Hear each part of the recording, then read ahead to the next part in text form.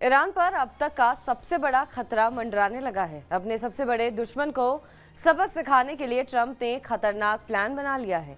Report के मुताबिक America के निर्वाचित राष्ट्रपति डोनाल्ड ट्रंप ने ऑपरेशन ईरान को मंजूरी दे दी है। ट्रंप के इस ऑपरेशन की कमान इजरायल के प्रधानमंत्री बेंजामिन नेतन्याहू संभालेंगे। इजरायल पर इस बार न सिर्फ हमले की तैयारी है, बल्कि खमेनी का तख्ता पलट करने का भी खतरनाक योजना बनाई गई है। ट्रंप ने चुनाव में वादा किया था कि वो मिडिल ईस्ट में जंग खत्म करवा देंगे, मगर इजरायल किसी भी कीमत पर जंग रोकने को तैयार नहीं है। अब सवाल ये है कि ट्रंप किस नीति पर आगे बढ़ रहे हैं। इसका जवाब ट्रंप की टीम को देखकर मिल जाता है।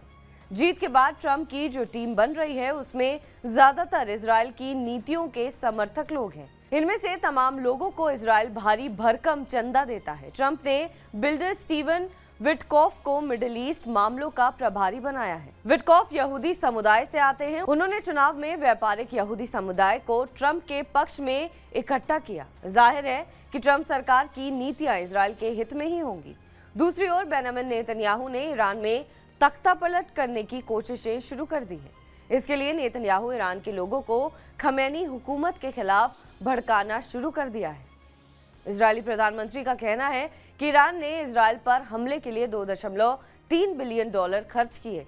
ईरान के लोगों के पैसे को खमेनी ने हमले में बर्बाद कर दिया। ईरान के मिसाइल हमले में इजरायल को बहुत कम नुकसान हुआ है। ये जो $1 बिलियन बर्बाद हुए हैं, ये आपकी बेहतरी पर खर्च हो सकते थे। खमेनी हुकूमत को अपनी जनता की परवाह नहीं है।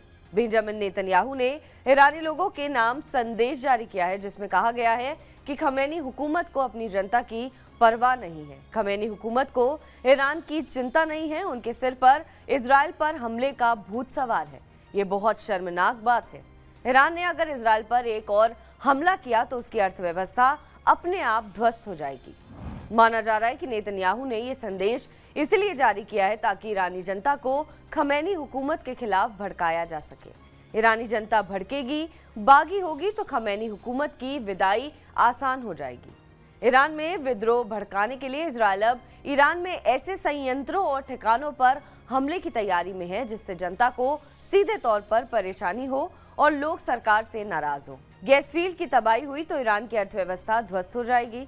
इससे ईरान में महंगाई, बेरोजगारी और भूखमरी फैलेगी। जनता अपनी हुकूमत से नाराज हो जाएगी। इसी तरह इजरायल के टारगेट पर ईरान के पावर स्टेशन है। सिर्फ पावर स्टेशन ही नहीं, बल्कि देश भर में फैली पावर ग्रिड भी है। इजरायल ने इन्हें तबाह किया तो ईरान में बिजली की किल्लत पैदा हो सकती है। इससे भी जनता को बड़ी परेशानी होगी। इसके अलावा इजरायल ईरान की सामान सप्लाई लाइन को तबाह करना चाहता है। इसके अलावा अनाज के गोदाम भी इजरायल के टारगेट पर हैं। सामानों और अनाज की कमी हुई तो आवाम का भड़कना तय है। दूसरे चरण में इजरायली खुफिया एजेंसी मोसाद और अमेरिकी खुफिया एजेंसी CIA, जैश अल अदल और कुर्द जैसे अलग अलग संगठनों को ईरान के खिलाफ प्रॉक्सी की तरह इस्तेमाल करेगी। ठीक उसी तरह जैसे ईरान हमास, हिजबुल्ला और हौती को इजरायल और अमेरिका के खिलाफ इस्तेमाल करता है। पहलवी को ईरान की कमान सौंपने की योजना। तीसरा चरण ईरान में खमेनी हुकूमत के खिलाफ लोगों को सड़क पर उतारने का है, यानी विद्रोह भड़काना।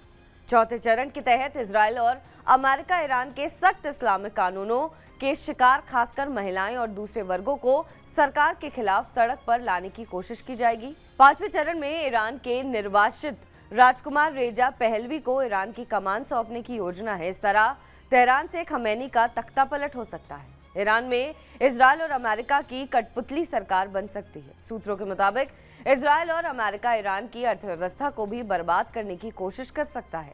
इस बात का संकेत नेतन्याहू के संदेश से भी मिला है। बहरहाल इस खबर पर आपका क्या कुछ कहना है, हमें कमेंट करके जरूर बताएं। बाकी देश और विदेश की तमाम बड़ी खबरों के लिए आप देखते रहें TV9 डिजिटल।